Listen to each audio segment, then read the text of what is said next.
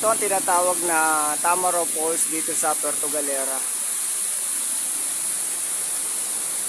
At ang Tamaraw Falls na ito, hindi natin masusukat yung taas. Dahil medyo maganda ang araw ngayon, kaya maganda at malinaw ang daloy ng tubig.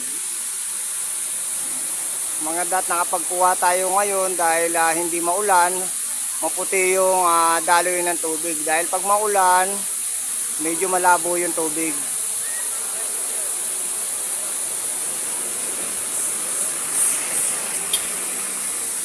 Ang Tamaraw Falls na ito ay sakop ng Puerto Galera. Mapapansin nyo dito may nakalagay na welcome Puerto Galera, the heart of Asia. Bali yung sign ng boundary nito na matatagpuan doon sa San Teodoro at saka doon ay lampas na tayo.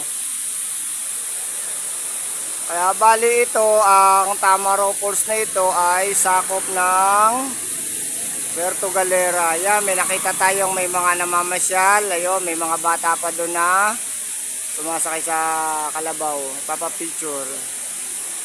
Yan, mga simple. Ang ganda ng Tamaraw Falls. Yan, makita natin, malinaw yung tubig. Yan. At maraming namamasyal. Mapapansin natin meron ditong tulay. Tapos dito naman sa likod ko, meron ditong parang pool. Yan yung parang pool. Malinaw din, kaya lang hindi siya ganun kalinaw dahil medyo kasi maulan ang panahon ngayon. May cottage din, ayan, mapapansin nyo may cottage. Meron din doon sa baba, doon.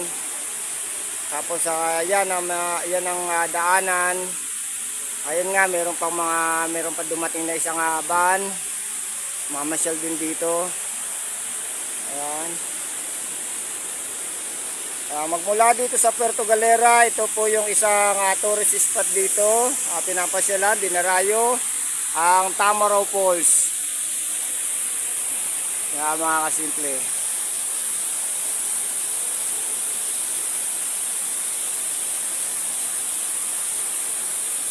Napakataas ng Tamaraw Falls mga kasimple.